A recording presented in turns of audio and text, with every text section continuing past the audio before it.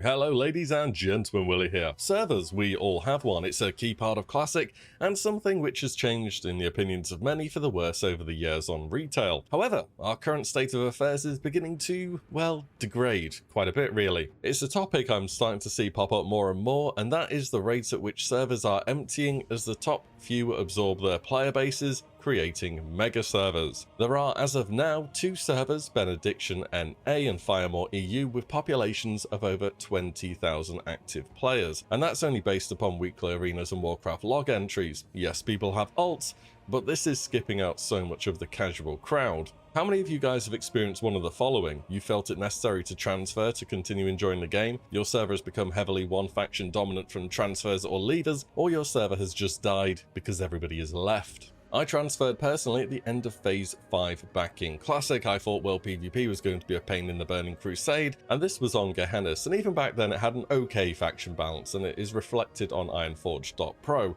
We fast forward to how it looks now, and the Alliance are probably going to cease to exist in another 6 months or so.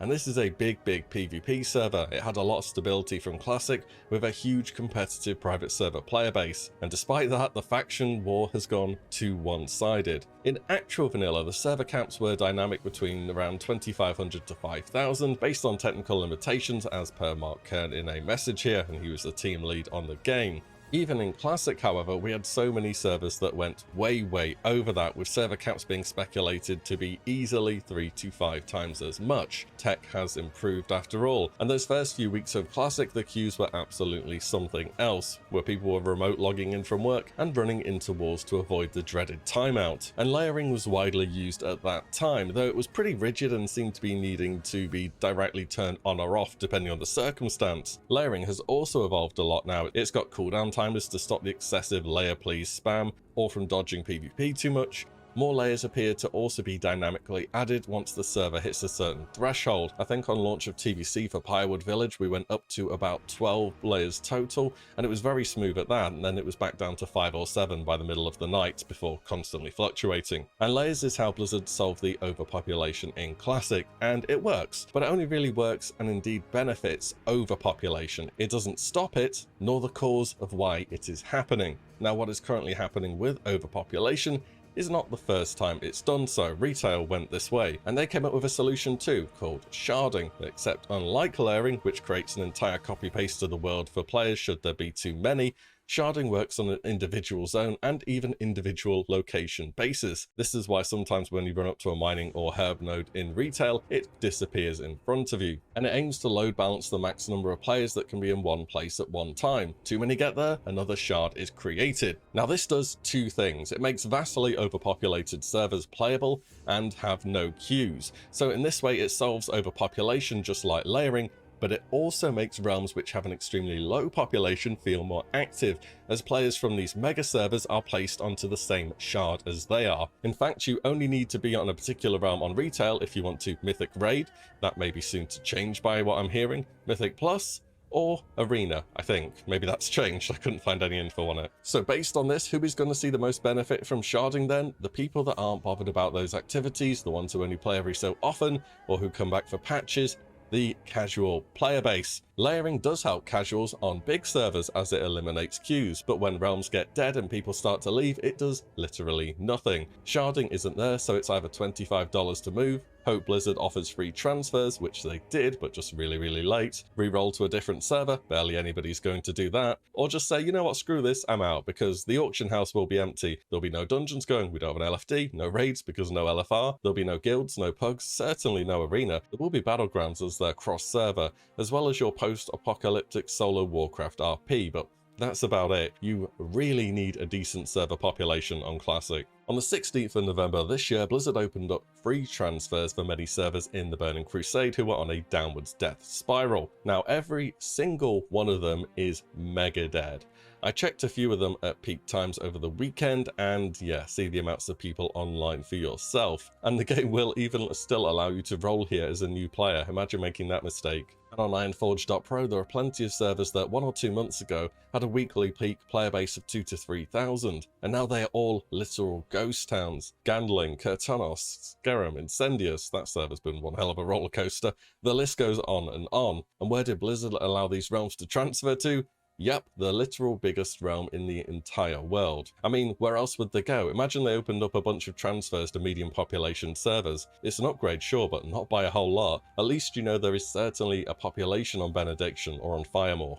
And people are already asking for transfers and mergers on Season of Mastery too, as guess what?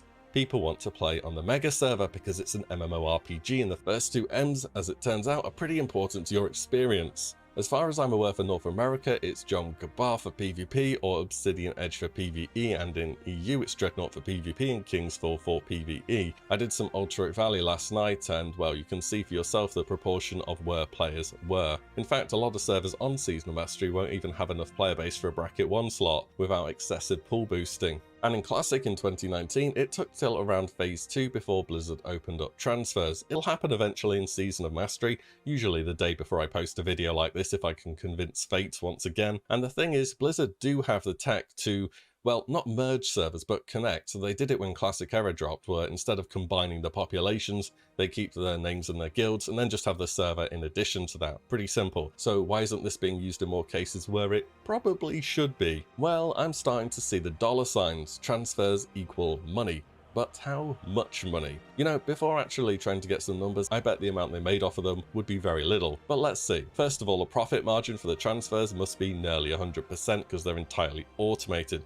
That's one good thing going for them. Let's say, this is going to have to be real hypothetical, but let's say about 20% of the players shown in Ironforge.pro have bought a transfer in Q3 of this year. So that would be around 60,000 players in the space of 4 months. I don't think the number will be this high, but just for the sake of it. So it'll be 60,000 times $25, that's 1.5 million. Not bad, 1.5 small loans right there. How much did Blizzard make in Q3, which ended November 2nd? 493 million. And 1.5 million as a percentage of 493 million is 0.3%.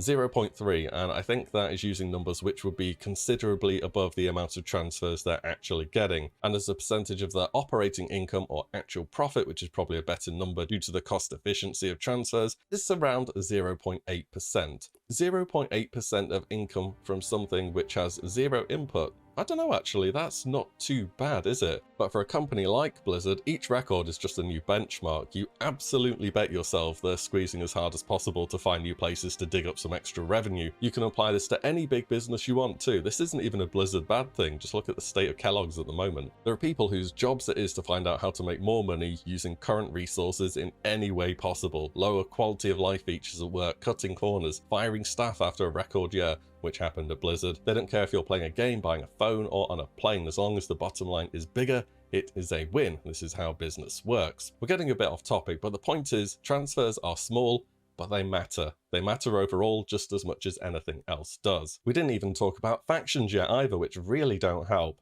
Half the reason servers are emptying is because, oh boy, I only died 3 times tonight to get into SSC, or okay guys, BRB whilst the healer gets to dungeon, because insert other faction is ganking at the summoning stone at the moment, is not fun if you are on the receiving end. Players are not only sorting themselves into mega servers, but ones where they are the biggest pool of players. At the end of the day, it's up to Blizzard to regulate it. Players are making the most of the situation and the solutions that are offered. It's just like the ranking system in Classic where people pool boost and bracket stack. It's all about gaming the system for your benefit. Because Blizzard have the power to connect servers, they can regulate faction populations if they really wanted to, and it's Blizzard that chooses how many servers there are, not you or me. It's honestly too far gone at this point. Things will get worse in Wrath of the Lich King. Arena already had a few servers that were going to be populated solely because of that. Tier 5 has not been easy for a lot of guilds who have fallen apart, or lost to the inevitable roster boss and then transferred off to the mega servers. Where else would you go? Imagine how things will look when you're recruiting for hard mode Ulduar, Trial of the Grand Crusader, or ICC 25 Heroic. It'll be tier 5 turnover on steroids. So yeah, that's basically what happened on retail, and it's happening on Classic, but we don't have sharding to fix it,